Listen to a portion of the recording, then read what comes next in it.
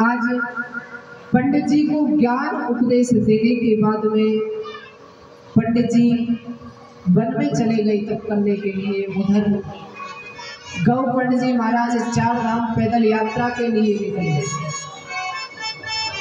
धुंधकारी सोचने लगा, अच्छा हुआ पिताजी चले गए। बड़े कहते थे बेटा ये करो वो मत करो। अब तो माँ को मारने लगा, बताओ धन कहाँ है। माँ बेचारी दे देती डर के मारे।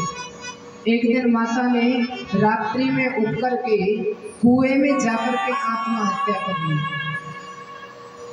कुएं में आत्महत्या कर ली। उधर धुंधकारी सोचता है अब तो मुझे टोकने वाला कोई नहीं है, रोकने वाला कोई नहीं है। 5-5 वेश्याओं को ले आया घर। ये वेश्या बड़ी खतरनाक है। जब घर में ले आया तो चोरी करना प्रारंभ किया, डाका डालना प्रारंभ किया। और आज डाका जब डालने को प्रारंभ किया है माता ने 5 मिनट बैठे, उसके बाद में कथा विश्राम होगी। कथा श्रवण विधियों को सुन करके जाएं। 5 मिनट जाए नहीं। हमें भी पता है कि 6 बज चुके हैं। पंडित जी ने दिया है 6 बजे हम यहाँ से आपको फ्री कर देंगे, तो केवल 6 को नहीं लेकर के चले। आज कथा भी तो लेट हुई है। यदि आज महात्म्य आप नहीं श्रवण करोगे तो आपको पता कैसे चलेगा कि भागवत जी क्यों श्रवण की जाती है, किसने श्रवण की, किसको मुक्ति प्राप्त हुई, क्यों सुनी जाती है ये भागवत कथा।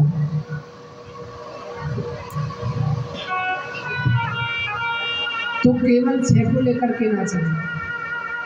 जब 6 की ही बात है तो 5-7 मिनट और रुकिए, उसके बाद में आप आरती करवा करके कथा श्रवण विधियों को शुरू करके आप सब फ्री हैं।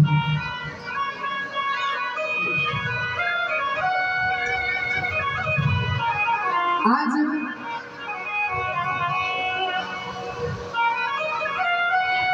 जब वेश्याओं को ले आया, चोरी करना प्रारंभ किया, तो एक राजा के घर धुंधकारी ने चोरी की। राजा के घर चोरी की, राजा की नजर में धुंधकारी चढ़ गया। अब वेश्याएं सोचती हैं यदि इस बार राजा ने ये राजा की नजर में चढ़ चुका है, राजा यदि इसको तो दंड देगा ही, इसके साथ साथ हमें भी देगा। तो करना क्या है, एक काम करना है, इसको मार करके और यहाँ से बाहर चलिए। चलते हुए अंगार धुंधकारी के मुख में डाले, हाथ से बांध करके उसको मारा और सारा सोना चांदी लेकर के वहीं पृथ्वी में दफना करके धुंधकारी चली गई। धुंधकारी मारा गया। उधर गौ पंडित जी महाराज आए 4 धाम पैदल यात्रा से। देखा कि ये मेरी जन्मभूमि है, यही मेरा जन्म हुआ था, क्यों ना मैं आज यही रात्रि में विश्राम करता हूँ। जब दुनिया के लोग सो जाते हैं ना तो संयमी व्यक्ति परमात्मा का भजन किया करते हैं। आज जैसे ही गौ पंडित जी महाराज ध्यान लगा के परमात्मा का भजन करते, कभी अग्नि जल जावे, कभी बुझ जावे, कभी कुत्ते की आवाज आवे, कभी हाथी की आवाज आवे, भजन नहीं करने दिया। कौन है? फिर से कहा कौन है? नहीं आए सामने। तो आज जल निकाल करके अपने कमंडल से कहने लगे कौन है सामने आए। छींटा लगाया कि हाथ जोड़ करके धुंधकारी खड़ा हो गया। अरे भैया मैं हूँ, मैं आपका भाई। अहेम भ्राता तुधियो अस्मिन् धुंधकारी नाम स्वकीये देव दोषेण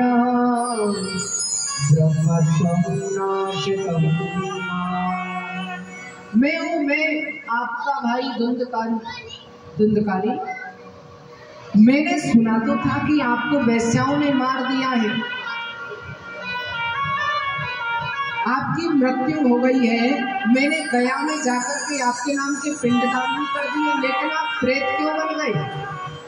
जबकि गया में जिसके पिंडदान हो जाए वो सभी योनियों से मुक्त हो जाता है, तो आप प्रेत बन गए क्यों? उसका एक कारण था।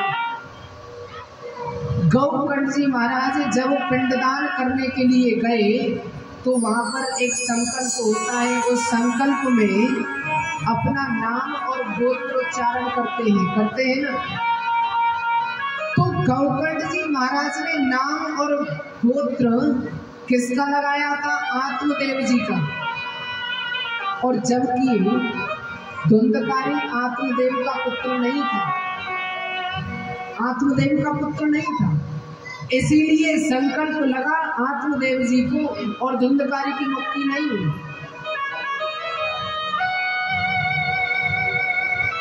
धुंधकारी कहने लगा मेरी मुक्ति का कोई उपाय बताइए। बोले प्रातः काल होते ही बताऊंगा।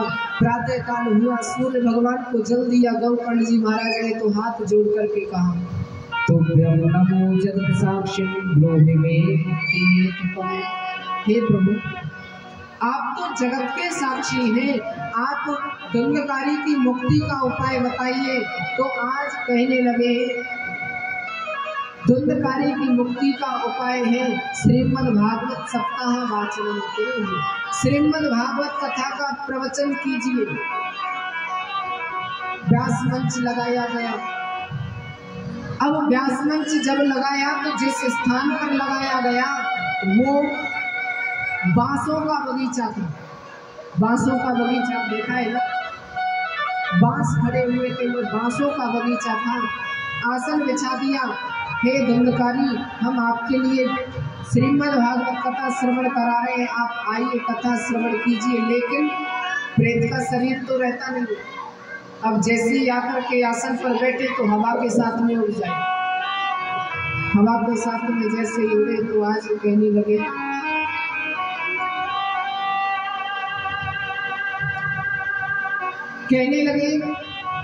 कि शरीर नहीं रुक पा रहा है। तो आज धुंधकारी ने देखा एक 7 ग्रंथि वाला बांस खड़ा हुआ था। उस प्रथम ग्रंथि में आकर के आज धुंधकारी बैठ गए। प्रथम दिवस की कथा ने आज जैसे ही विश्राम लिया, प्रथम ग्रंथि फट गई। ऐसे ही कर करके 7 ग्रंथियां फट गई। 7 ग्रंथि फटने के बाद वो भगवान के धाम से विमान आ गए। धुंधकारी की मुक्ति हो गई। पार्षद बैठे हुए हैं। दिव्य पार्षद कहने लगे आइए आपकी मुक्ति हो गई। तो गौकर्ण जी महाराज कहने लगे रुकिए, यहाँ कथा हजारों लोगों ने सुनी लेकिन केवल धुंधकारी की मुक्ति क्यों हुई? कथा के श्रोता 3 प्रकार के होते हैं। कौन कौन से होते हैं? प्रथम नंबर श्रोता। श्रोता किसे कहते हैं? 7 दिन की कथा को श्रवण करते हैं, एक भी दिन की कथा उनसे नहीं निकलती है। जो व्यास जी जो कहते हैं उसका मनन करते हैं कि आज व्यास जी ने क्या क्या कहा। मनन करने के बाद में प्रातः काल होते ही भागवत जी की परिक्रमा देते हैं। मन को एकाग्र रखते हैं, बीच कथा में से उठते नहीं हैं। वह होते हैं श्रोता के लक्षण। दूसरे नंबर वाले होते हैं श्रोता,